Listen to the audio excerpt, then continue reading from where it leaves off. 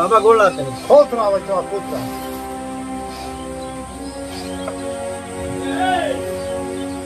ठीक से बच्चा, बेटा ठीक से। हाँ बाबा बताएं। कौन है बचवा की सोने है कि नगर पालिका लड़त हो? हाँ बाबा लड़त तो बानी भाई, बुझा तक कि साल हार जाए हम। आप लोगन के आशीर्वाद काम नहीं अब तो आशीर्वाद लेवे चल भाई, ध्यान सब नहीं की कैसे तो वोट मांगत हो गई, वोट ना देत हो रे? अरे बाबा का कहीं, गोड़ पर गिरतानी, हाथ जोड़तानी, कहतानी कि विकास कराई। अब बहुत हम काम करती हो जाती तो भाई हार जातानी, आशीर्वाद देवे रहुआ सबके काम नहीं करता हमके। ठीक से आशीर्वाद नहीं देते बाबा, तनी मन लगा के आशीर्वाद दे के हम ऐसा जीत जाए।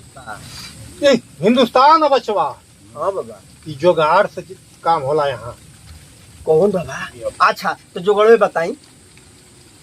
जुगाड़ हम बतावत हैं, नोट 500 हाँ, और ऊपर से एगो पौआ, हाँ, आ मुर्गा मुआला हुआ। अच्छा, सुन गुरबक तनाई, आदमी तो आदमी, हाँ, ठीक ना? आदमी तो आदमी, प्रधानमंत्री बनला से केहू रोक ना पाई। हाँ बाबा। तब बड़ा रुआ बढ़िया उपाय बता दे बाबू सुन, हिंदुस्तान में वोट लियाला का ये एक जुगाड़ है। बाबा तनी जोर से बोली, कम सुनीला। हिंदुस्तान में ये बाबू एक वोट लियाला का जुगाड़ है। हाँ बाबा। हाथ जोड़िया कैला से वोट मिली है। सुन बुझबक नहीं, हाथ जोड़ला से आ गोड़े गिरला से आ दांत चीरला से वोट ना मिली, जुगाड़ करे के पड़ी, जरूरी है। हाँ हाँ, ये हिंदुस्तान है, ये हिंदुस्तान का ये रीत है। यहाँ के बड़े लोग नीच हो।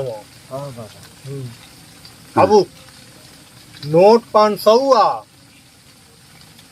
आ ऊपर से एगो पौआ आ मुर्गा मुआला हुआ, हाँ, एक जुगाड़ पहले करे के पड़ी। अच्छा, हाँ, आज सांझी के एगो हमहू के लिया के दिहल कर जब लड़त हो बेटा। ठीक बा बाबा, तब आशीर्वाद दें। हाँ, हम ये जुगाड़ एकदम जीते रहा। ठीक बा बाबा, हम चली।